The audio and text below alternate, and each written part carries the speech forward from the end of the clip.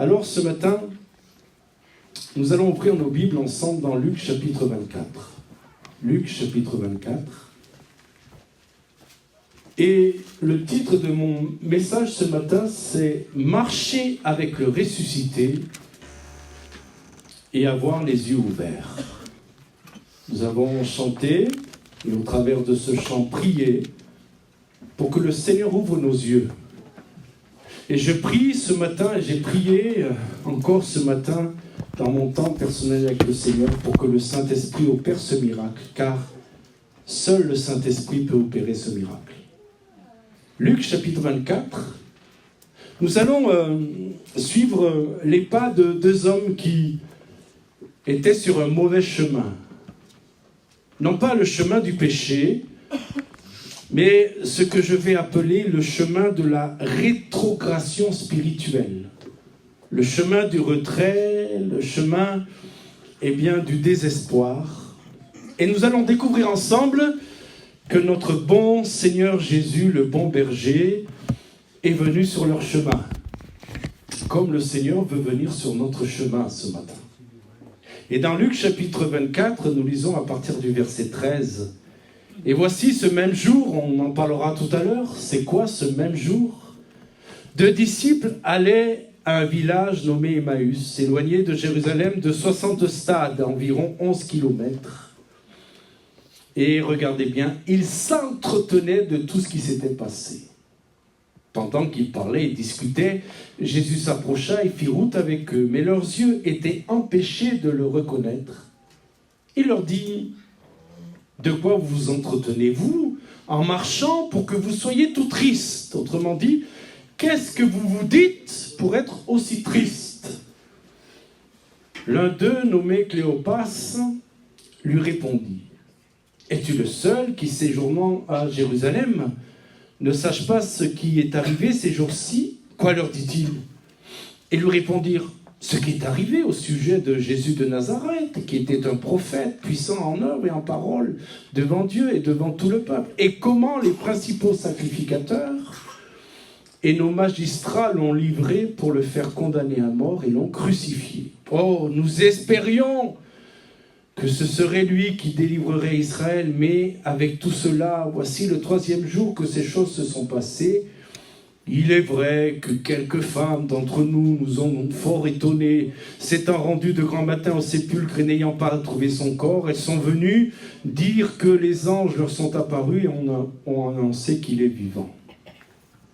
Quelques-uns de ceux qui étaient là avec nous sont allés au sépulcre et ont trouvé les choses comme les femmes l'avaient dit. Mais lui, ils ne l'ont pas vu. Et tout ce que je viens de lire est très important. Parce que ce n'est pas des ignorants. Ils savent ce qui s'est passé. D'accord? Alors Jésus leur dit: ô hommes sans intelligence. Nous comprenons pourquoi Jésus leur dit cela. Et dont le cœur est lent à croire. Nous comprenons pourquoi il dit ça. Parce qu'ils avaient entendu la bonne nouvelle que Jésus était ressuscité. Ô hommes sans intelligence. Donc, et dont le cœur est lent à croire tout ce qu'ont dit les prophètes. Ne fallait-il pas que le Christ souffrit ces choses, qu'il entra dans sa gloire? Et commençant par Moïse et par tous les prophètes, il leur expliqua dans toutes les Écritures ce qui le concernait. Lorsqu'ils furent près du village où ils allaient, il parut vouloir aller plus loin. Notez bien le « il parut ». En vérité, je n'ai pas le temps de rentrer dans le détail, mais il ne voulait pas aller plus loin. Il parut vouloir aller plus loin, mais en fait, il voulait rester, mais il parut. Mais ils le pressèrent en disant: reste avec nous, car le soir approche, le jour est sur son déclin. Et il entra pour rester avec eux. Pendant qu'il était à table avec eux, il prit le pain et après avoir rendu grâce, il le rompit et leur donna. Regardez bien le verset 31. Alors leurs yeux s'ouvrirent et ils le reconnurent. Mais il disparut de devant eux. Ils se dirent l'un à l'autre: notre cœur ne brûlait-il pas au-dedans de nous lorsqu'il nous parlait en chemin et nous expliquait les Écritures? Verset 33. Se levant à l'heure même, Ils retournèrent à Jérusalem et trouvèrent les 11 et ceux qui étaient avec eux assemblés et disant « Le Seigneur est réellement ressuscité. Il est apparu à Simon. » Et ils racontèrent ce qui leur était arrivé en chemin et comment ils l'avaient reconnu au moment où il rompit le pain. Amen. Longue lecture mais nécessaire pour bien cerner tout le contexte de ce que nous allons développer maintenant. Dimanche dernier, je pense que vous qui étiez là, nous souvenons que nous avons célébré ensemble la résurrection de Jésus. Et de quelle manière, mes frères et sœurs, avec les enfants qui ont célébré la victoire et la résurrection de Jésus dans tout notre cœur. Nous avons vu comment ces femmes qui venaient embaumer le corps du Seigneur s'interrogeaient, rappelez-vous, sur la façon de rouler la pierre, mais lorsqu'elles arrivent au tombeau, mes amis, cette pierre qui était massive, lourde, écrasante, qui représentait une impasse définitive, eh bien, mes frères et sœurs et chers amis, la pierre avait été roulée. Car Jésus était ressuscité. Et voilà la bonne nouvelle que nous portons. Il y a 2000 ans, la mort n'a pas pu retenir notre Seigneur Jésus. Alléluia. Il y a 2000 ans, Jésus a vaincu la mort. Il est ressuscité, il est vivant. C'est une réalité. Ce n'est pas une légende, ce n'est pas un symbole, ce n'est pas un conte pour essayer de donner quelque espoir. Non, c'est une réalité historique et spirituelle qui change tout. Mais voici ce que je veux vous dire ce matin, ce que je vous demande d'y prêter attention, une attention particulière. Écoutez-moi bien, la pierre peut être roulée, le tombeau peut être vide, et pourtant, nos yeux à nous peuvent rester fermés sur cette réalité. Nous savons que lorsque Pierre est venu et que Jean sont venus, ont couru au temple, au tombeau, nous savons qu'ils sont entrés pour voir. Et mes frères et sœurs, ce que je veux partager avec vous ce matin, c'est que comme les disciples d'Emmaüs, nous pouvons connaître cette réalité intellectuellement, mais ne pas la vivre spirituellement. Et c'est précisément ce qui s'est passé sur le chemin d'Emmaüs. Je voudrais d'abord que nous comprenions dans quelle situation se trouvaient ces deux hommes. C'est le même jour de la résurrection, car le texte que nous avons lu commençait par « Et voici ce même jour ». Quel même jour? Le jour de la résurrection de Jésus. Ce jour même où le Seigneur est ressuscité. Ils le disent eux-mêmes, des femmes sont revenues du tombeau avec une nouvelle bouleversante. Restez et comprenez bien cette pensée, ce ne sont pas des ignorants, ils savaient. Bon, ils disent cela d'une façon un peu dédaigneuse. C'est vrai que des femmes ont dit. Mais à l'époque, on ne prêtait pas très attention aux paroles des femmes, mais ils ajoutent quand même que des hommes aussi sont allés voir. Qu'ont-ils entendu? Et c'est pour ça que nous nous interrogeons sur le fait qu'ils soient sur le chemin de la rétrogradation, le chemin d'Emmaüs. Qu'ont-ils entendu? Que le sépulcre est vide, que des anges ont annoncé que Jésus était vivant, que Pierre lui-même a couru voir et il est resté stupéfait. L'atmosphère de Jérusalem est en train de changer parmi les disciples. Ils étaient dans la détresse, dans la tristesse, mais voilà que l'espérance est en train de renaître.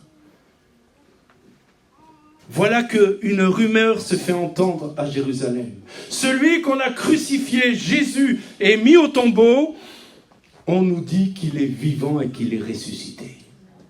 Cela aurait dû produire dans le cœur de ces deux disciples, non pas une rétrogradation, mais un élan de foi, un élan d'espérance. Et pourtant, ces deux hommes-là décidèrent de partir. Ils quittent Jérusalem. Ils s'en vont à Emmaüs, un village, je le disais dans ma lecture, situé à environ 11 km de là. Ce départ, mes frères et sœurs, ce n'est pas une promenade. Écoutez-moi bien, c'est une retraite, c'est un repli spirituel. Ces deux disciples s'éloignent du lieu où la communion est réunie, où la communauté est réunie. Oh, l'église n'est pas encore née, mais elle va naître bientôt, à Jérusalem, le jour de la Pentecôte. Et voilà que ces deux disciples ne restent pas là où on entend partout que Jésus est ressuscité. La nouvelle de sa résurrection circule. Et mes frères et sœurs, écoutez-moi bien, quelque chose est sur le point de se produire. Jésus va se manifester, il va monter auprès du Père, il va faire cette promesse que nous connaissons tous, de rester à Jérusalem, acte 1:8, et de rester là où il va envoyer la puissance du Saint-Esprit. Et il va le faire. Et alors que les disciples sont réunis dans la chambre haute, le Saint-Esprit descend sur eux, tous sont remplis du Saint-Esprit. Pierre, dans une hardiesse spirituelle, mais pas charnelle, rempli du Saint-Esprit, va prêcher. Et ce jour-là, 3000 personnes vont être sauvées par Jésus. Alléluia. Mais eux, ils sont en train de quitter ce lieu de bénédiction. Eux, ils sont en train de tourner le dos à cette promesse qui arrive, à cette délivrance qui arrive, à cet extraordinaire de Dieu qui arrive. Oh mes frères et sœurs, je crois que l'extraordinaire de Dieu peut se dérouler dans notre ordinaire ici. Je crois que l'extraordinaire de Dieu peut se manifester dans ce local tout à fait ordinaire. Ce local n'est pas un lieu où vous voyez des choses extraordinaires, mais l'extraordinaire de Dieu est au milieu de nous. Il s'appelle Jésus. Et un jour, on fera une série que j'ai appelée « De l'ordinaire à l'extraordinaire ». Mes frères et sœurs, ces hommes sont en train de quitter le chemin de la foi, le chemin des promesses, le chemin de la gloire de Dieu. Pourquoi le font-ils? Pour être clair, parce qu'ils sont déçus, parce qu'ils sont découragés, parce que leur espérance avait été brisée au pied de la croix. Ils avaient cru, et notez bien le temps qu'ils emploient, ils avaient cru que ce Jésus allait les délivrer des Romains. Ils croyaient que Jésus allait venir comme un libérateur, peut-être suscitant une révolte armée et capable, parce qu'il a opéré des miracles et des prodiges, capable de mettre le Romain en dehors d'Israël. C'est ce qu'ils disent, c'est ce qu'ils confessent. Regardez bien, nous espérions que ce serait lui qui délivrerait Israël. Notez le temps, l'imparfait. Cet imparfait est terrible. Nous espérions, espoir au passé, espoir enterré. Et ces deux hommes marchent en parlant pendant 9, 10, 11 kilomètres. Et regardez bien, la Bible nous dit qu'ils s'entretenaient. De quoi s'entretenaient-ils? De tout ce qui s'était passé. Nous aurions aimé qu'ils s'entretiennent du fait que Jésus est ressuscité.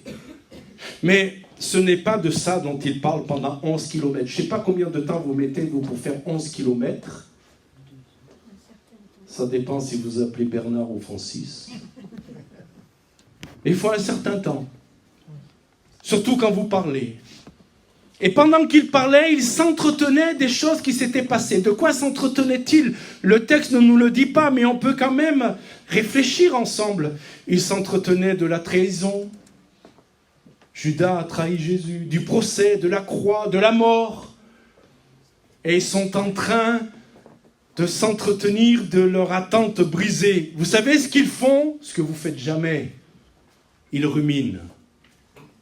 Ils ressassent. Ils nourrissent leur propre désespoir. Béni soit Dieu, nous ne le faisons jamais. Je vois qu'il n'y a pas d'amen à cela. Ils sont en train de ruminer. Ils sont en train de ressasser. Et frères et sœurs, ce chemin d'Emmaüs, c'est un chemin que beaucoup d'entre nous connaissent. Il y a beaucoup de disciples d'Emmaüs dans les églises. Un chemin où écoutez-moi bien, où l'on s'éloigne du centre de la vie de Dieu. Un chemin où on s'éloigne de la communauté des croyants, de l'Église. Un chemin où on s'éloigne de la parole vivante. Mes amis, écoutez-moi bien, si vous vous éloignez de la parole vivante, vous allez entrer dans vos propres pensées, dans vos propres conclusions, et vous allez demeurer dans vos deuils spirituels. Et on marche, et l'on parle, et on ressasse. Et plus on marche dans ces choses, mes frères et sœurs, plus on s'enfonce. Le verset 16 est très intéressant. Il nous dit qu'ils étaient, verset 16, leurs yeux étaient empêchés de le reconnaître. Il ne faut pas passer rapidement sur ce verset car il est tellement riche. Lorsque vous allez chercher le texte original, qui est employé ici, le terme grec original, c'est le verbe kratéo. Retenez pas kratéo, c'est pas grave. Mais ce verbe est extraordinairement fort. Kratéo ne signifie pas simplement être empêché dans un sens d'un léger voile posé sur les yeux. C'est pas ça. Kratéo, pour qu'on comprenne ce texte, ce verbe, il faut qu'on aille le chercher dans d'autres récits de l'évangile. Kratéo, c'est le verbe qui est utilisé dans les évangiles lorsque, par exemple, les pharisiens cherchaient à s'emparer de Jésus par force. C'est ce mot qui est employé. C'est le verbe qui décrit, écoutez-moi bien, une arrestation, une saisie, quelqu'un qui est tenu de force comme en prison. Et mes frères et sœurs, l'idée est celle-ci. Il y avait chez ces deux hommes une force d'aveuglement. Mes frères et sœurs, il y a parfois sur les cœurs une puissance d'aveuglement, une force d'aveuglement. Nous ne voyons pas parce que nous ne pouvons pas voir. C'est pas que nous ne voulons pas voir, nous ne pouvons pas voir. Quelque chose les retenait de reconnaître Jésus. Quelque chose les maintenait prisonniers d'une incapacité à voir. Et l'une des causes, écoutez-moi bien mes frères et sœurs, profondes de cet aveuglement, l'Écriture nous le révèle par le contexte, ils s'entretenaient de choses qui ne pouvaient pas les conduire à la foi. L'Écriture nous dit que la foi vient de ce que l'on entend et ce que l'on entend de la parole de Christ. Amen. Romains 10, 17. L'Écriture ne dit pas que la foi vient de ce qu'on lit, même si en lisant la Bible, nous nourrissons notre foi. Mais l'Écriture nous dit que la foi vient de ce que l'on entend et ce que l'on entend de la parole de Christ. Écoutez-moi bien, ce que vous mettez dans vos oreilles va directement dans votre cœur et dans votre âme. Ce dont vous vous entretenez façonne l'état spirituel dans lequel vous vous trouvez. Ces deux hommes, depuis des heures, se nourrissent de déception, de découragement et d'espoir brisé. Je les imagine en train de marcher, où l'un est en train de dire c'est terrible, on a cru, mais Jésus est mort, il a été mis au tombeau. Oui, il y a des femmes qui ont dit qu'il est ressuscité, mais on ne peut pas tenir compte de ce que ces femmes ont dit. Et l'autre de lui dire, ouais, et puis c'est pire que ça.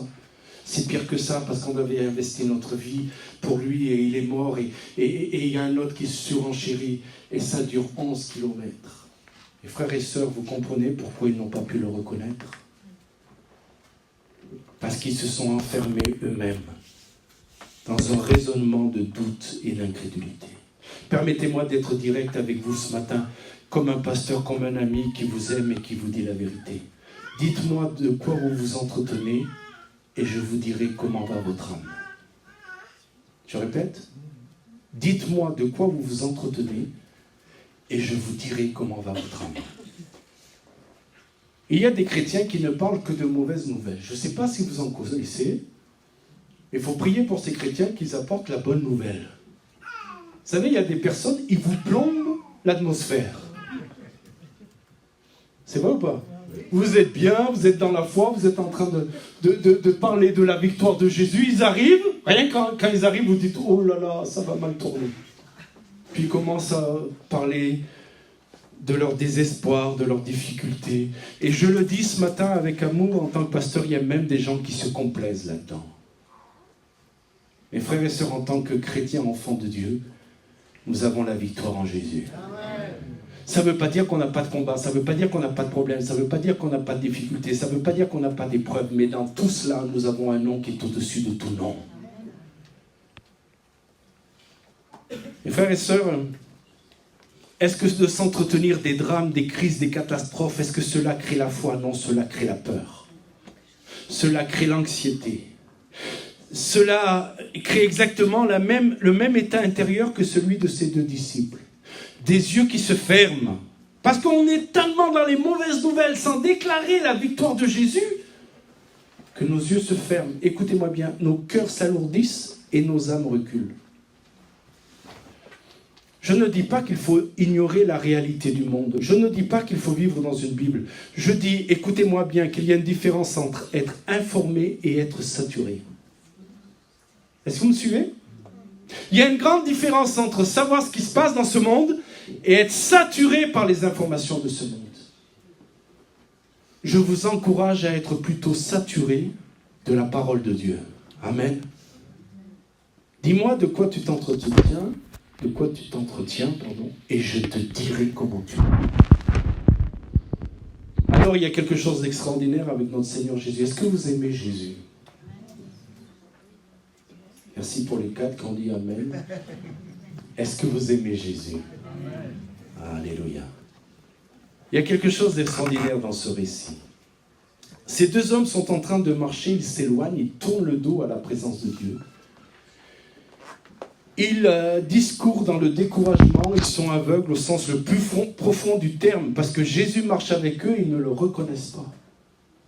Et le verset 15 nous dit, pendant qu'ils parlaient et discutaient, Jésus s'approcha et fit route avec eux. Mes frères et sœurs, n'y voyez-vous pas ici une beauté extraordinaire du cœur de notre Seigneur? Ces 2 disciples, écoutez-moi bien, ne cherchaient pas Jésus. Ces 2 disciples ne priaient pas. Ils partaient dans la direction opposée. Et Seigneur, combien de fois en lisant ce texte, je me dis, mais Seigneur, qu'est-ce que tu es bon? Parce que franchement, je ne suis pas sûr que je serais allé sur leur chemin à eux. Ils avaient tout en main. Tous les éléments, oui ou non? Et pourtant, ils sont là, ils s'éloignent. Et Jésus, le ressuscité, le vivant, le Seigneur de gloire, s'approche d'eux, marche avec eux sur leur chemin de tristesse, de découragement et même de rétrogradation. Il aurait pu les laisser partir, il aurait pu dire « Ceux qui croient, je les visite. Ceux qui doutent, qu'ils aillent leur chemin, qu'ils se débrouillent. » Mais mes frères et sœurs, ce n'est pas le cœur du Dieu que nous servons. Amen. Notre Dieu est un Dieu qui va chercher la brebis perdue. Alléluia. Notre Dieu est un Dieu qui court devant le Fils prodigue. Notre Dieu est un Dieu qui s'approche de ceux dont les yeux sont fermés. Notre Dieu est un Dieu qui se met à leur portée, dans leur réalité. Et remarquez ce qu'il fait. Il ne les reprend pas immédiatement. Il ne leur dit pas, vous avez tort, voilà la vérité, vous ne voulez rien comprendre. D'abord, bien sûr, il le dira plus tard, mais d'abord, il marche avec eux, il les écoute. De quoi parlez-vous? Et ils sont étonnés, ils disent, mais t'es le seul à ne pas savoir que Jésus est mort sur la croix, t'es le seul à ne pas le savoir. J'aimerais juste vous dire en parenthèse, s'il y en a un qui est bien au courant, c'est celui-là. Amen. Il est très informé de la chose. Mais Jésus pose des questions, discute avec eux, il les laisse parler. Et puis progressivement, il commence à leur ouvrir les Écritures. Le texte nous dit, commençant par Moïse et par tous les prophètes, il leur expliqua dans toutes les Écritures ce qui le concernait. Quand je lis ce texte, à chaque fois, je suis jaloux de ce cours particulier que les 2 disciples d'Emmaüs ont eu avec Jésus. J'aurais aimé être là. Car mes amis, ce n'est pas un prédicateur qui est en train de les enseigner, c'est le Seigneur Jésus lui-même. Et la Bible nous dit, eux-mêmes le confesseront plus tard, la parole de Christ commence à faire son œuvre. Amen. C'est la parole vivante qui commence à défaire les chaînes du cratéo. Et c'est la parole vivante qui est en train de leur redonner la vue. Ils le disent plus tard, vous l'avez vu. Notre cœur ne brûlait-il pas au-dedans de nous lorsqu'il nous parlait en chemin et nous expliquait les Écritures? Voilà comment la foi revient à la vie. Écoutez-moi bien, par la parole de Christ. Les frères et sœurs, vous voulez être dans la foi? Coupez un peu CNews, BFM, toutes les mauvaises nouvelles. Ouvrez votre Bible et lisez la Bible. Nourrissez-vous de la Bible. Frères et sœurs, lisez la Bible. Frères et sœurs, lisez beaucoup la Bible. Lisez la Bible avec faim. Lisez particulièrement les évangiles. C'est la bonne nouvelle. C'est la voix du Seigneur qui parle. Quand vous ouvrez les évangiles, Jésus est à nos côtés. Il s'approche, il marche avec nous à chaque page et il nous parle.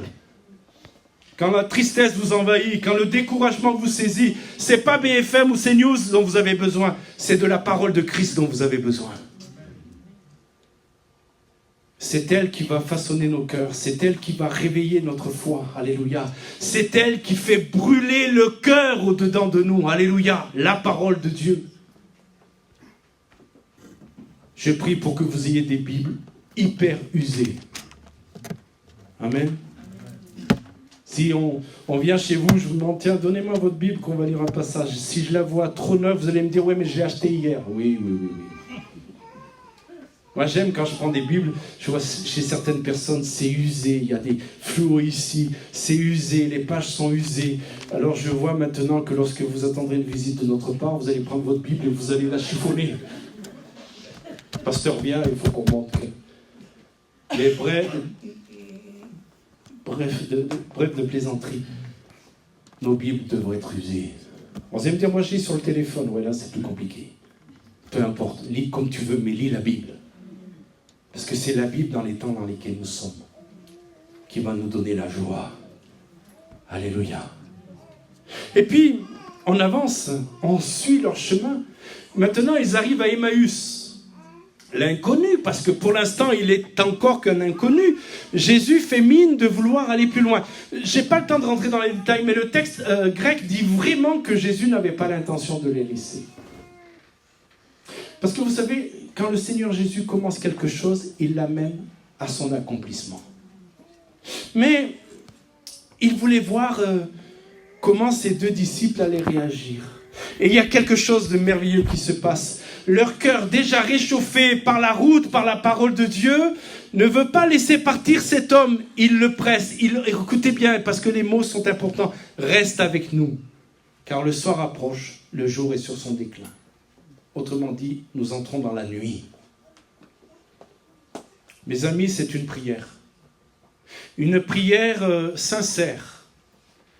Ils ne sont même pas conscients de la prière qu'ils sont en train de formuler, mais cette prière va tout changer. Les frères et sœurs, écoutez-moi bien. Ajoutez à la lecture de votre Bible la prière. Amen. Les deux points fondamentaux pour marcher dans la foi, dans la grâce de Dieu sont la méditation, la lecture de la Bible et la prière. Oh, la prière n'est pas une vaine récitation de quelques mots qui s'échappent un peu de notre esprit, je dirais, distrait. La prière peut se résumer en « Reste avec nous, Jésus ». La prière peut se résumer avec un cri « Seigneur, ne me lâche pas, reste avec moi.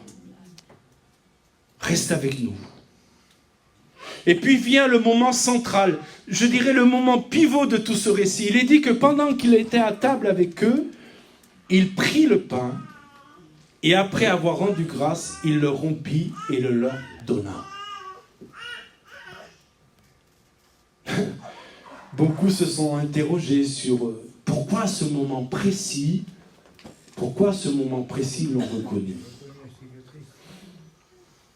Mon avis, et ce n'est qu'un avis car l'Écriture ne précise pas la chose, mais que, comme on le voit sur la photo, quand Jésus prend le pain, à la lueur d'une bougie, à la lueur de quelque éclairage, même si l'éclairage n'est pas aussi fort que nous aujourd'hui, voilà que soulevant sa robe et rompant le pain, voilà qu'il trouve que cet inconnu a les mains percées. Il n'y en a qu'un qui a les mains percées et qui est revenu à la vie. C'est Jésus. Les amis, être nourri par la parole de Dieu, faire une prière du cœur et non pas une prière de l'intellect, nous permet de voir que le crucifié est ressuscité. Le texte nous dit, et soyez attentifs, on arrive vers la fin, mais soyez attentifs. Il est dit que leurs yeux s'ouvrirent et ils le reconnurent. l'Écriture nous dit que leurs yeux, littéralement, si on devait traduire, leurs yeux furent ouverts. Bon, vous allez me dire, c'est la même chose. C'est pas la même chose. Parce que le verbe qui est employé ici, en grec, c'est ce qu'on appelle une forme passive. Ça veut dire que l'ouverture vient d'une source extérieure à eux. Est-ce que vous me suivez ? Ce n'est pas qu'ils ont fait un effort intellectuel supplémentaire. Ce n'est pas qu'ils ont décidé de croire plus fort. Il y a quelque chose de surnaturel, quelque chose qui est venu de Dieu, qui leur a ouvert les yeux. Et nous connaissons tous ce qu'est ce quelque chose, c'est un quelqu'un. C'est le Saint-Esprit. Pour nous qui sommes passés par la conversion et la nouvelle naissance, nous sommes tous conscients que nous n'avons pas produit le moyen d'ouvrir les yeux, mais le Saint-Esprit l'a fait. Amen. Nous étions comme l'apôtre Paul, aveugles. Mais un jour, les écailles de nos yeux sont tombées parce que le Saint-Esprit a opéré le miracle que seul il peut opérer. Ce n'est pas la conviction d'un argument théologique, ce n'est pas la conviction d'une éloquence d'un prédicateur, c'est le Saint-Esprit, un acte extérieur à notre personne. C'est le Saint-Esprit qui nous a ouvert les yeux. Alléluia. Et mes frères et sœurs, je prie pour que dans notre Église, à chaque réunion, il y ait des aveugles qui voient. Je ne prie pas pour que des gens nous trouvent sympathiques seulement. Tant mieux s'ils nous trouvent sympathiques, mais je vais vous le dire avec beaucoup de sincérité, ça ne me suffit pas qu'ils nous trouvent sympathiques. Car on peut trouver les chrétiens sympathiques et aller en enfer. Je prie pour que les yeux s'ouvrent par le Saint-Esprit. Alléluia.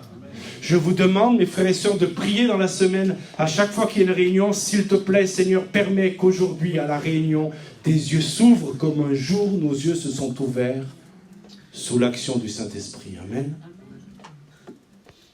Ici, la puissance de Dieu ouvre les yeux.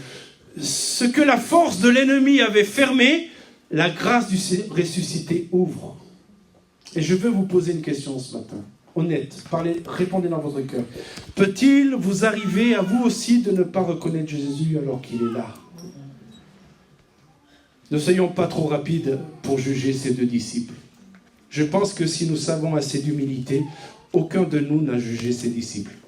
Parce que honnêtement, parfois, on se reconnaît en eux. Vrai ou pas ? Ce qui leur est arrivé, cela peut nous arriver. Nous pouvons être dans la maison de Dieu, nous pouvons être dans un temps de louange, nous pouvons prendre la Sainte Seine, mais nos pensées vagabondent, notre cœur est ailleurs. Nous sommes presque, et que Dieu nous en garde, dans le rituel, dans le formalisme, dans la routine religieuse. Nous ne le reconnaissons pas alors qu'il est au milieu de nous. Écoutez-moi bien, le but du culte, le but de nos réunions, c'est pas qu'on fasse des choses religieuses, c'est pas qu'on respecte un programme. Le but, le vrai but, c'est que nous voyons Jésus. Entendez mes frères et sœurs ? Le but de nos réunions, c'est que nous voyons Jésus. C'est pas qu'on voit le prédicateur. Oubliez le prédicateur, oubliez celui qui fait chanter, oubliez les musiciens. Pourvu qu'on voit Jésus, alléluia, pourvu qu'on voit Jésus. Parce que c'est ça qui fait toute la différence. Je termine. Vous avez vu le résultat de cette révélation ? Il se lève et il repart. Au moment où leurs yeux s'ouvrent, est-ce que vous avez remarqué quand même, parce que c'est pas rien, au moment où leurs yeux s'ouvrent, Jésus disparaît. C'est étonnant, non ? Et on a envie de dire, mais Seigneur, maintenant qu'ils t'ont connu, qu'ils t'ont reconnu, prends du temps avec eux. Non, mes frères et sœurs. C'est pas par hasard qu'il disparaît. Il disparaît parce que sa mission était précisément celle-là, ouvrir les yeux des aveugles. Ouvrir les yeux des disciples d'Emmaüs. Et écoutez-moi bien, on va vers la conclusion. Et maintenant qu'ils l'ont vu, ils n'ont plus besoin de sa présence physique. Ils ont quelque chose de mieux. Mes frères et sœurs, nous n'avons jamais vu Jésus. Avez-vous vu Jésus, vous ? Physiquement ? Certains vivent cette expérience, par exemple en pays musulman, où certains demandent de voir Jésus, et on a plein de témoignages de gens qui nous disent, dans ces pays où l'évangile n'est pas proclamé, Jésus s'est révélé en personne à eux. Mais cela demeure exceptionnel. Je ne l'ai pas vu de mes yeux, mais mes amis, comme les disciples, j'ai une conviction intérieure, une foi vivante, une certitude dans mon cœur, produite par le Saint-Esprit, que le Seigneur est vivant. Et parce que j'ai cette conviction dans mon cœur, je n'ai pas besoin de le voir de mes yeux. Amen. Parce que cette conviction est plus forte que tout. Et le texte me dit qu'ils se sont levés à l'heure même et ils retournèrent à Jérusalem. Ils viennent de dire à Jésus, rappelez-vous, reste avec nous, c'était encore un inconnu, reste avec nous parce que le soir est sur son déclin. Et comprenez qu'à l'époque, les routes étaient mal famées. Il y avait des brigands, ce que nous appelons en Afrique, et on en a vu, ce qu'on appelle des coupeurs de route. Il n'y a pas de coupeurs de route en France encore. J'ajoute encore. À Mayotte, on a connu les coupeurs de route. Il nous fallait rentrer avant la nuit parce qu'ils mettent, ils coupent des arbres sur la route. Quand vous arrivez sur la route, ils viennent vous dépouiller, voire vous tuer. Et dans la nuit, à cette époque-là, il y avait des coupeurs de route. Et mes amis, même s'il fait nuit, même si le chemin est long, même s'ils sont fatigués parce qu'ils viennent de faire 11 kilomètres, même s'il était légitime qu'ils prennent du repos, même si c'est dangereux, mes frères et sœurs, ils se lèvent. Pourquoi ? Parce que leurs yeux sont ouverts. Et mes amis, je vais le dire ainsi, quand nos yeux sont ouverts, les jambes suivent. Vous savez pourquoi il y a des traînards ? Vous savez pourquoi parfois les jambes ne suivent pas ? Parce que nos yeux ne sont pas ouverts. Mes amis, quand nos yeux sont ouverts, sur la réalité de la résurrection de Jésus, sur la réalité de son amour, mes amis, il n'y a aucune grâce matinée qui peut nous retenir à la maison le dimanche matin. Pas plus d'amen que ça.